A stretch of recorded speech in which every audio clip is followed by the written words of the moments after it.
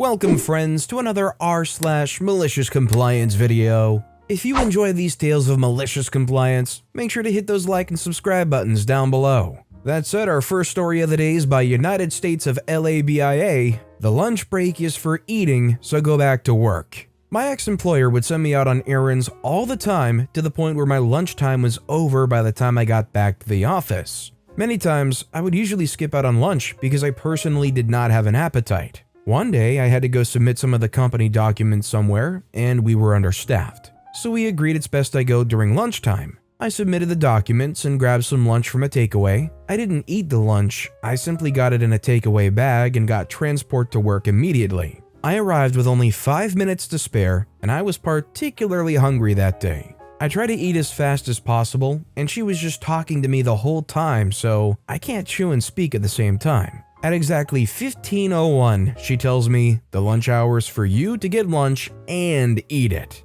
If you cannot finish your food on time, don't eat it during working hours. Also, please refrain from eating in the work area." 1. I was eating by the microwave because we don't have a designated lunch area. 2. The store, place of employment, was completely empty. I could have used a good 10 minutes to finish up. 3. I didn't have time to eat because I was running your errands. Cue malicious compliance. One day it was lunchtime and I wasn't feeling particularly hungry, so I'm standing by the cash register. My boss rushes in, exclaiming how she has a lot to do and we need to get the stock out of her car as fast as possible so she can go to her next meeting. "Will somebody please help me?" No one responded. "OP, you'll help me get the stock out of the car, right?" I say I would, but lunchtime is for eating. I took a piece of gum and a bottle of water and stood in the parking lot for the whole hour, watching her struggle with stock and looking flustered. Not my problem. If you had a boss that was willing to make you skip over your lunch and then complain that you were eating your lunch late because you were doing stuff that they asked you to do specifically, would you from there on take as petty of a route as OP did in saying, "Hey, it's my lunch break. Now's the time for me to eat. Sorry, can't help you"? Let me know in the comments down below. Our next story is by Dig the Flaws. Shower faster. Around 20 years ago, there was a high risk of electrical power shortage where I used to live. So the government asked everyone to do their part and cut the personal use of energy by 30%. I lived with my father and stepmother. There were 2 bathrooms in the house. The shower they used was powered by natural gas, and the one I used was electrical. So I asked if I could shower in their bathroom so we could continue using normally the other electric devices of the house. My father said no, that everyone had to do a personal sacrifice and I had to shower faster. And my stepmother said, not in front of my father, that from that day on, I should take 5-minute showers and let her use her electric devices normally. The problem was that I had very, very long hair and took up to 45 minutes to completely wash it. So the first day, I took a 5-minute shower without washing the hair and everyone was happy. On the second day, I took a 30-minute shower to wash my hair and stepmother was furious. She shouted in front of my father, "Why did you take so long? You have to shower faster." I replied, "I did shower faster. 30% of 45 is 15. So I used 30 minutes and saved 15 minutes of energy. And you, what are you doing to save energy?" My father smiled at the compliance, and my stepmother didn't bother me again about this. I mean, yeah, I think OP had every right to complain about it. The stepmom seriously wants you to completely sacrifice while they don't do anything? Yeah, right, OP should tell their stepmother to let them know when they get common sense. This next story is by JC Squires. Who needs an electrician? While in college, I had a summer job in a place that fabricated steel tubing.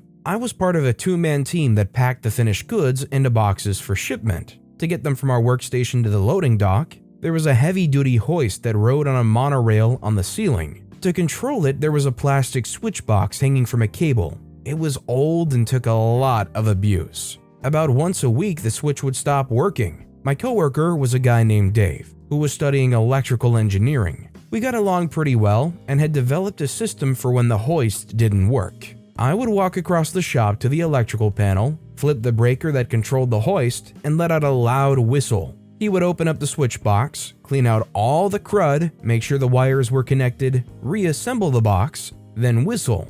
That was my signal to reset the breaker and get back to work. One day, we were very busy processing a big order from an important customer who resented the college kids who worked there, was running around yelling at everyone to work faster and get off our forking butts. And of course, he was right by me when the hoist stopped. I took off for the breaker panel while Dave fetched the screwdriver. Harry started screaming, "Where the fork are you going? We have to get the forking hoist fixed." Ever notice that some people use fork and its derivatives as a sort of verbal punctuation? I told him I was going to flip the breaker while Dave fixed the switch. He told me we can't afford to wait all forking day for me to walk across the forking shop and fork around with a forking breaker. He turned to Dave and said, "Just fix the forking switch." Dave said he would do that as soon as the power was off, but as long as the power was on, he wasn't going anywhere near it. Harry started ranting about the forking college kids he had to deal with and the wussies who think they knew so much. It was his job to show us how things work in the forking real world. Dave and I just stood there pretty much ignoring him. We knew that there wasn't much he could do, and neither of us were going to risk injury for $2.63 an hour. When Harry finally realized that we weren't going to fold, he told Dave to give him the screwdriver. I asked him if he was sure he didn't want me to cut the power. He said, "Just give me the forking screwdriver." Okay, you win. He got the cover off without incident, then started poking around inside the box. He triumphantly showed us that the forking wire had come off the forking screw, and you don't need a forking degree in electrical engine. Zap! The shock knocked him on his butt. The switch was fried, and the tip of the screwdriver had a large divot. The general manager came running out of his office to see what the commotion was. By this time, Harry had recovered, but had a nasty burn on his hand. GM had another guy drive him to the ER. He told Dave and me to just hang out until he got the switch fixed, this time by a real electrician. That took most of the day. GM asked us if we could do him a favor and work late to get this order out. We agreed. A little overtime is always welcome. It didn't take very long. It's funny how much better things run when you have equipment that actually works and no foreman screaming at you. As we were punching out, GM thanked us and gave us each $50. And for the rest of summer, Harry didn't fork with us. All I know is I really hope that Harry actually said fork just all the time instead of actually cursing, just saying fork. I don't know, there's just something weird about a foreman going around actually just saying like, fork this, fork that. It's like weird because they're yelling and ranting and raving, but like there's still like some moral ethics being applied here. It's like you're trying to curse us out, but you're doing it in a preschool way. Our next story is by Alita's Area. Don't leave food out? Okay. I work in an environment where we can't eat at our desks for safety reasons, so we have a break area where we keep food and drinks. The big boss came to our department for a random visit. He likes to pop in just to see if we're actually doing work. And on his way out, he noticed the break area and went to investigate. My coworker prefers to snack rather than eat large meals, so she typically eats her breakfast a little at a time. This morning, she had a protein bar and had eaten half of it before going back to her desk to continue working. He saw the protein bar and returned to our desk area. Big Boss said, "Please ensure all food is eaten or thrown away by the end of the day. We don't want insects." Supervisor says, yep, we do that every day. The big boss says, "I see half-eaten food out there right now." Supervisor says, "It's 10:30 a.m. The big boss says, "I'm just saying." Big boss leaves and goes to talk to mid-level boss in her office about unrelated things, but with the door open as is usual around here. Coworkers annoyed that she's being chastised for having food during her workday and for actually working instead of sitting and finishing it all at once. She grabs the protein bar and parks herself right outside the office door and starts munching away. Mid-level boss says, "Hi coworker, do you need something?"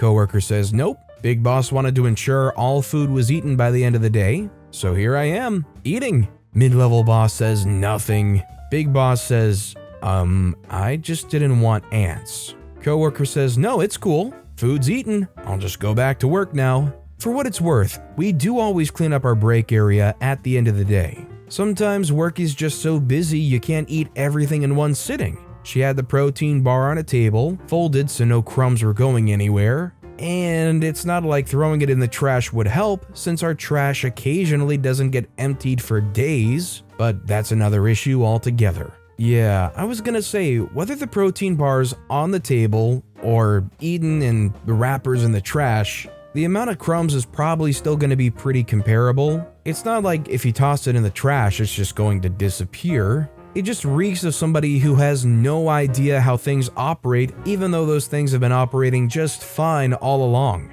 It's like some big boss walking into an art studio and saying, "Hey, before the end of the day, don't forget to put that paint away." It's like, yeah, of course, that's what we always do. I'm just saying. And I'm just saying your help is unneeded and annoying. And our final story of the day is by Been There and Done That. You're just a blank. Over a decade ago, I worked for 2 days in a Mediterranean-style restaurant in San Diego's affluent Hillcrest community. The owner, who was a former server there, bought the business from his previous boss/owner when he decided to retire. Red flag number 1. During the interview, this interesting owner dropped the fact that he only hires men and prefers to hire guys with brown hair and eyes, and never any gay men. P.S. He was gay himself. Red flags 2 and 3. For context, I was just recently out of the Navy, and the only thing I'd done previously was work in restaurants, including going to culinary school, so I fell back into old habits.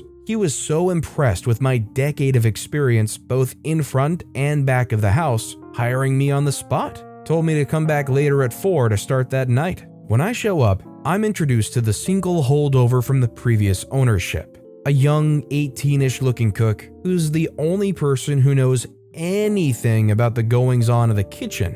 The new owner didn't learn anything from the previous. Red flag number 4. As the night progressed, I was just gliding through the restaurant handling tables like I would, with only 10 minutes of training from the owner on how the point of sale system worked. He then proceeded to sit in his private booth for the rest of the night. Fortunately, as a professional, you couldn't tell it was my first night. So I'm steadily putting in orders and waiting for them. I offered to help out in the kitchen for a few minutes dressing plates or dropping falafel. The owner told me no, I'm just a server. Red flag number 5. At the end of the night, I cashed out, went to the bar, and went home.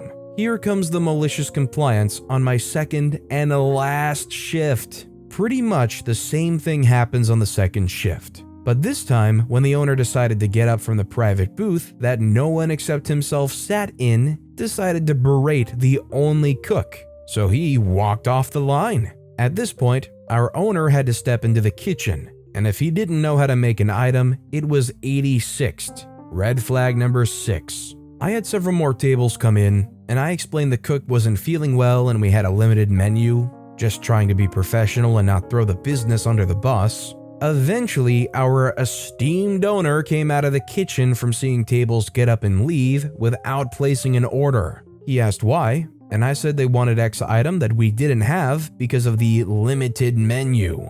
He asked me with a snotty yet groveling tone, "Could you go in the kitchen and do orders?" I quickly reminded him that I'm just a server. He decided to close down 30 minutes later. At this point, I still closed up shop, and during cash out, I told him I won't be back. He retorted, "That's okay, I was going to fire you anyway." Well, I coldly told him, "You'll be shut down in less than 6 months with your own attitude as the cause." And yes, it did close down, and he was forced to sell the building, throwing the tenants upstairs out too. P.S. It took him almost 2 weeks to scrounge up my measly 12-hour paycheck, and I happily drank and pissed it away. I just don't understand how you go and you buy a restaurant, you don't learn anything about how it truly operates, you don't learn the menu, you don't know how to prepare the food yourself, you treat the cooks like crap, you treat the servers like crap. Like if I was in that owner's position and I owned this restaurant, I would be trying to support the people however I could. Obviously, as the owner, you shouldn't have to be like running around and doing all the dirty work. But with that comes the expectation of treating the people who do the dirty work good, not throwing them under the bus, telling them they're just a server, berating them for what you think is not great performance, and when they're in the weeds, not giving any help at all. Needless to say, it's not much of a surprise why this guy went out of business. But with that being said, that's all the time we have for today. So of all these stories I've read today, which is your favorite and why? Let me know in the comments down below. And if you haven't yet, if you could like and subscribe, that would mean a lot to me. Whatever you do, whether it's liking, subscribing, turning notifications on, all of it helps grow this channel and I appreciate the heck out of it. So until next time, I'll see you all tomorrow with some more stories.